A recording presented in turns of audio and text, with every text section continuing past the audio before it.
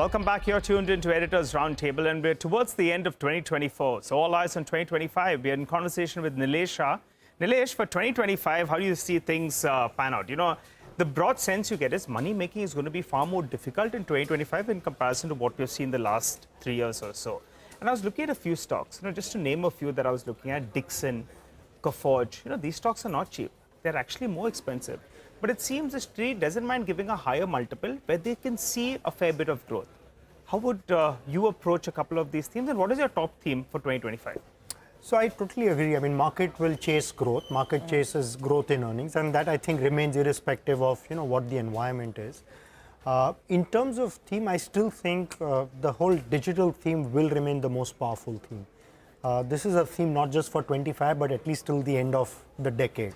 As they say, this is India's decade. So clearly it's going to be the digital champions. These are the guys who will continue to rule, both as businesses as well as stocks. You could go through some bit of a pause mode for maybe a quarter or so, given that they have already rallied or something like that. But any kind of pause in their stock prices, even a bit of a small correction in them, will just create the opportunity to buy.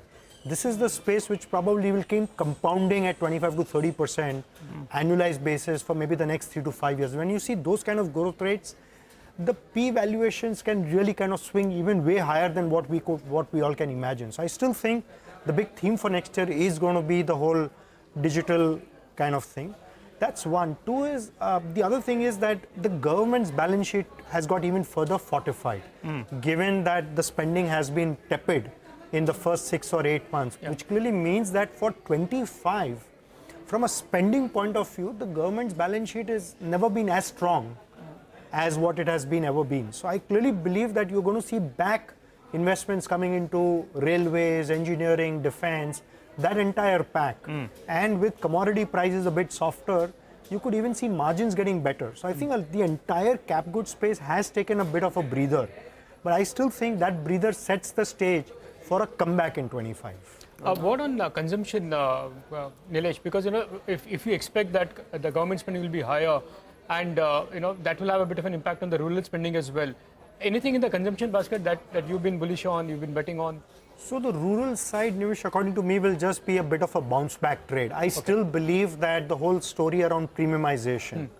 I think the bottom line is that India is witnessing some kind of an acceleration effect. That when you see the per capita incomes go from $2,500 to $3,000, a 20% increase in per capita just brings many more consumers into the mainstream. And clearly there's a change in the consumption basket. And that's what we have started to witness.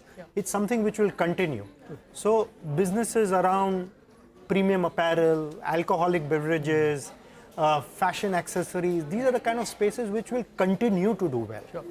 Okay, all right. So the consumer still going strong, perhaps that's the reading as we get into the new year. Nilesh, always a pleasure to speak with you. Thank you for being with us, not just in 2024, but over the last, many years, out of our 25 years. And we hope for more of this in the coming year as well. Thank you for joining in. Thank you. Thank you so much. All right, with that, we are out of time. It's a wrap on this edition of Editors Roundtable. Stay tuned. Lots of news and updates continue right here on CNBC-TV18.